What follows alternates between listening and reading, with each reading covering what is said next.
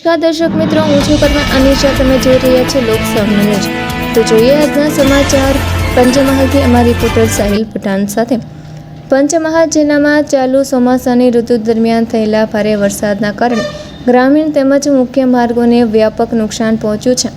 આ પરિસ્થિતિને ધ્યાને લઈ પંચાયત વિભાગ ગોધરા દ્વારા નાગરિકોની સુવિધા અને માર્ગ સુરક્ષાને સર્વોચ્ચ પ્રાથમિકતા આપીને તમામ ક્ષતિગ્રસ્ત રસ્તાઓનું યુદ્ધના ધોરણે સમારકામ હાથ ધરવામાં આવ્યું છે. આ ઝુંબેશ અંતર્ગત હાલોલ તાલુકાના ગંગા તલાવડી રસુલપુર રાઠવા ફળિયા રોડ પર આવેલા પાઇપલાઇનની સાઇડમાં ભારે વરસાદના કારણે માટીનું ધોવાણ થયું હતું, જેને પરિણામે વાહન ચાલકો તેમજ સ્થાનિક રાહદારીઓને અવરજવર કરવામાં ભારે મુશ્કેલીનો સામનો કરવો પડી રહ્યો હતો. સ્થાનિકોની આ સમસ્યાની તાકીદે નોંધ લઈ માર્ગ અને મકાનના પેટા વિભાગ હાલોલ દ્વારા વિલંબ વિના કામગીરી શરૂ કરવામાં આવી હતી.